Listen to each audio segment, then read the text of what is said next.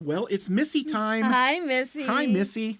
Well, to start with, your assessment test is A number 1. Perfect. Just right on track, so that's not even Not only anything. that, I tell you, her organizational skills and I her. know. Can you just do us all a favor and just go run the government? Yeah. Because I'm telling you, anybody who can turn in this quality of work is just not realized her calling. Where all of our assignments come in very there's no organization to them. Some of them we can hardly get them to put their name on the paper. Some are kind of abstract thoughts, but yours are so exactly right on cue. So that and is just a the way you've wonderful laid it thing. out. Listen, we notice it. Believe me. Okay, now there is one thing that sticks out, and I know you see it, and we see it too. I'm not telling you anything you don't already know. Mm-hmm. And obviously about self-esteem. And we want to let you know something. Being overweight is not keeping you from finding the perfect person for you. It's not keeping you from your life. It's not keeping you from gaining success. It's not keeping you from any of that. What's keeping you right now is you, and that's what we see in the paper right now. You have some real strong, you don't feel so good about yourself. Mm-mm. And so, and you're already aware of that. We know that. And the other thing, could I interject this? I think you probably, now we don't know you, we've not met you face to face, but I would venture a guess that probably you enter the room with this particular, what you see as a problem on your lips. Hi, I'm Missy. I'm overweight. Hi, I'm Missy. Look at me. I'm big. You know me, Big Missy. I'm overweight. In other words, you're the one that is marketing the fact. And it could be overweight. It could be any number of things. Just overweight just happens to be your one thing that you focus on here. But I think it's you that are focusing on it more and we than... see that the way you've even put it here, that it's your protection, that you crave junk food, that there's all these things because it's comfort for you.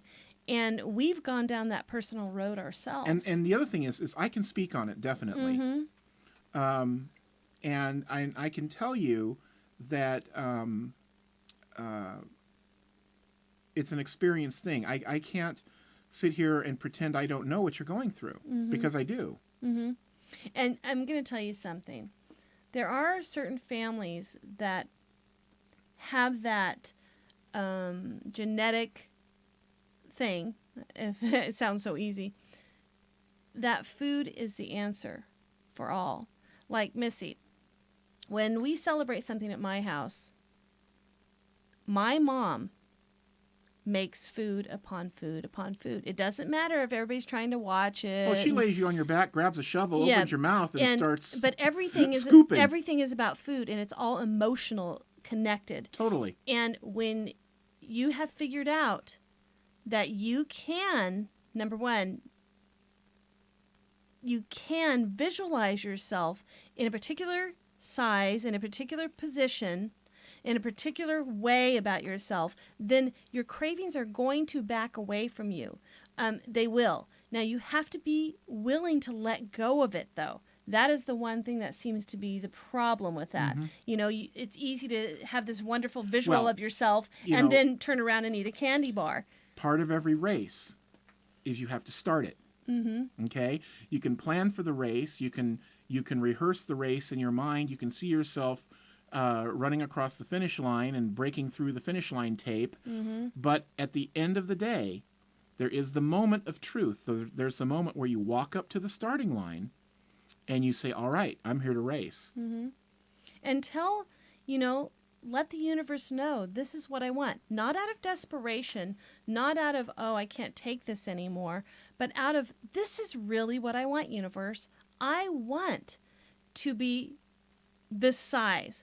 I want to attract a mate. I want to be happy and financially stable. That's what I want. And keep looking at that. Keep focusing on that. And by the way, I am so grateful for my children. Yeah, at the meantime. I am so grateful for my folks that let me live here at the house. Mm-hmm. I am so grateful for my kooky old car that is such a friend to me. Mm-hmm. You know, when you have that type of a thing happening, you cannot help but succeed at what it is you want. Now, if you're having a hard time, if your logical mind is having a hard time thinking that, oh, I can have all this, or that you deserve it or not. Number one, every human being deserves everything that they desire. You deserve to have a life that you love. There's With not ease. even a question. With ease. You deserve it. And remember that. You deserve it. You deserve it. I can't say that enough. Now, if you have a little bit of a problem focusing on, how do I get all this money together in order to be a stay-at-home mom? If you're focusing on the money end of it, and you have issues about money, fear about money, you have a certain perception about money, it isn't going to come as easily. So what you want to do is you want to focus on your end result. What that money brings you. What would that money bring to you? Would that money bring you being able to stay home and having a wonderful day with your kids, and maybe taking them on a trip together and going on vacation and coming back? See what it brings you and focus on that. Focus on that in the now and not on the money. But then be aware of the signs that the universe will give you to take action where there might be money to make that happen. We have one student that actually manifested a car. Mm-hmm. It was the coolest thing. He needed a car. And he came to us with a dollar amount. Yeah, he said, I need $22,000 is what I'm going to need for this car. And we suggested to him, wait a second, don't focus on the money that you need. Focus on what it is that you're trying to attain to, not trying, but are attaining to in the now. So what ends up happening is he decided that, you know what, I think I just want a reliable car. And he started focusing on a reliable car. That's what he started to do. Well, he gets a call from his cousin.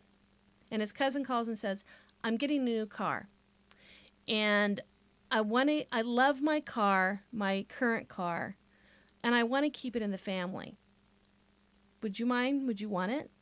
He's like, oh, yeah, And then he said, but I don't have the money right now. And he said, well, you're not getting it. Yeah. Do you want it? Do you want it free? He got himself a car. So by taking the focus off the money amount, he honed in and detailed what it is that he wanted. So remember that with anything that you're doing within health, within relationship, to focus on what your end result is and not on the specific amounts of things.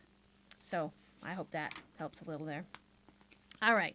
We have an idea for you. We want you, if you can do this, if you have the time to do this. Well, make the time. Yeah, really. This is a make the timer. When you have children, it's important that, number one, they're going to see that you're practicing the law of attraction. By example is how they're going to learn.